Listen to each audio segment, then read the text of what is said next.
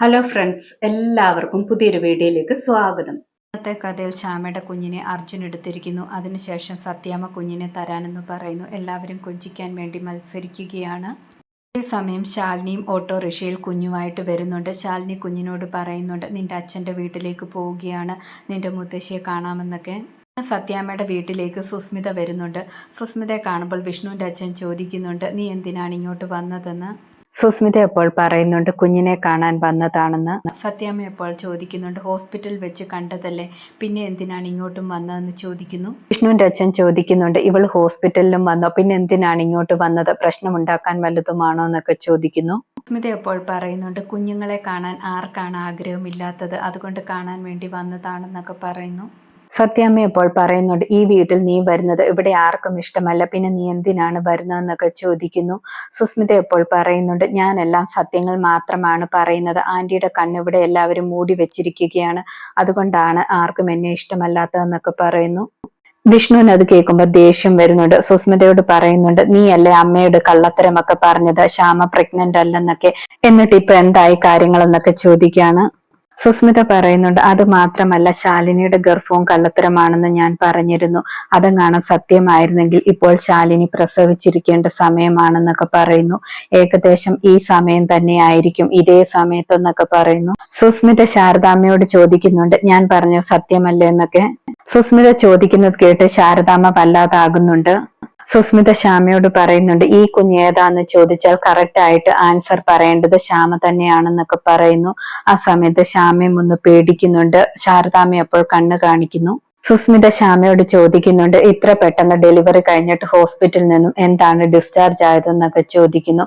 ശ്യാമ അപ്പോൾ എന്തു പറയണമെന്നറിയാതെ വിഷമിക്കുന്നു. ശാരദാമ്മ അപ്പോൾ പറയുന്നുണ്ട്, ഡോക്ടർ പറഞ്ഞിട്ടാണ് ഡിസ്ചാർജ് ആയത്, നോർമൽ ഡെലിവറി ആയതുകൊണ്ടാണെന്നൊക്കെ പറയുന്നു.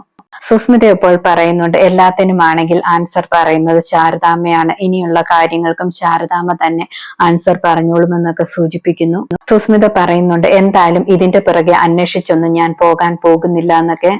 സുസ്മിത പറയുന്നുണ്ട്, ഇവിടെ വരാൻ പാടില്ല എന്ന് മാത്രം പറയില്ല, ആന്റിയും എൻ്റെ അമ്മയും തമ്മിൽ പാർട്ട്ണർഷിപ്പ് ഉള്ളതാണ്, അതുകൊണ്ട് എനിക്ക് എപ്പോൾ വേണേലും വരാം, ഇനിയും ആന്റിയുടെ അങ്കിളിന്റെ ഒക്കെ കാലശേഷവും ഞാനും ഈ കുഞ്ഞുമൊക്കെ ആയിരിക്കും പാർട്ട്ണർഷിപ്പ് ചെയ്യാൻ പോകുന്നതെന്നൊക്കെ പറയുന്നു. അതിനുശേഷം സുസ്മിതയാണെങ്കിൽ കുഞ്ഞിനെ പിടിച്ചു വാങ്ങുകയാണ്. കുഞ്ഞിനെ എടുത്തിട്ട് പറയുന്നുണ്ട്, നമ്മളല്ലേ പാർട്ട്ണർഷിപ്പ് ചെയ്യാൻ പോകുന്നതെന്നൊക്കെ പറയുന്നു. പെട്ടെന്ന് കുഞ്ഞ് കരയുന്നു. ഉടനെ തന്നെ സുസ്മിതയുടെ കയ്യിൽ നിന്നും കുഞ്ഞിനെ വാങ്ങുന്നുണ്ട്. കുഞ്ഞാണെങ്കിൽ കരച്ചിൽ നിർത്തുന്നില്ല, കരഞ്ഞുകൊണ്ടേയിരിക്കുന്നു. ശ്യാമയും സത്യാമ്മയും ഒക്കെ ശ്രമിക്കുന്നുണ്ട് കുഞ്ഞിന്റെ കരച്ചിൽ നിർത്താൻ, പക്ഷെ കുഞ്ഞ് കരച്ചിൽ നിർത്തുന്നില്ല. സുസ്മിത പോകാൻ തുടങ്ങുന്ന സമയത്ത് വിഷ്ണുവിന്റെ അച്ഛൻ പറയുന്നുണ്ട്, നീ അങ്ങനെ ഇനിയും പോകണ്ട, കുഞ്ഞിന്റെ കരച്ചിൽ നിർത്തിയിട്ട് പോയാൽ മതി എന്നൊക്കെ പറയുന്നു.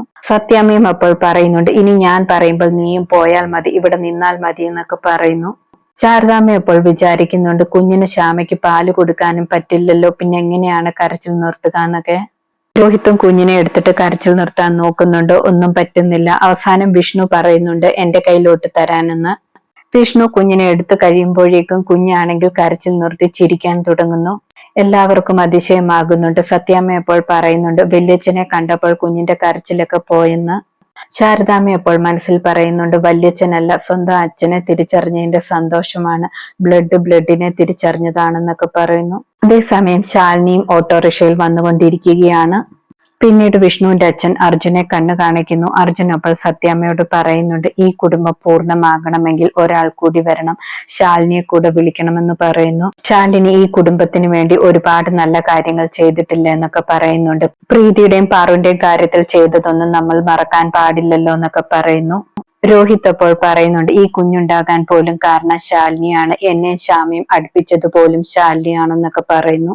ഇപ്പൊ ഈ കുഞ്ഞ് കാരണമല്ലേ നമുക്ക് എല്ലാവർക്കും സന്തോഷമുള്ളത്, ഈ സന്തോഷമുള്ള സമയത്ത് ശാലിനി കൂടെ വേണമെന്നൊക്കെ പറയുന്നു. സുസ്മിതയ്ക്ക് അതൊന്നും കേൾക്കുമ്പോൾ ഇഷ്ടപ്പെടുന്നില്ല. വിഷ്ണുവിന്റെ അച്ഛനും സത്യാമ്മയോട് പറയുന്നുണ്ട്, താൻ ഈ പ്രാവശ്യം ഒന്ന് ക്ഷമിച്ചേക്കെന്നൊക്കെ, ശാലിനിയെ വീട്ടിലേക്ക് വിളിക്കാനെന്നൊക്കെ പറയുന്നു. സത്യാമ്മ എല്ലാവരും പറയുന്നത് കേൾക്കുന്നുണ്ട്. എന്താണ് മറുപടി എന്ന് എല്ലാവരും കാത്തിരിക്കുകയാണ്. ഇന്നത്തെ കഥ ഇതോടെ അവസാനിക്കുന്നു. പുതിയൊരു കഥയുമായി വീണ്ടും കാണാം. താങ്ക്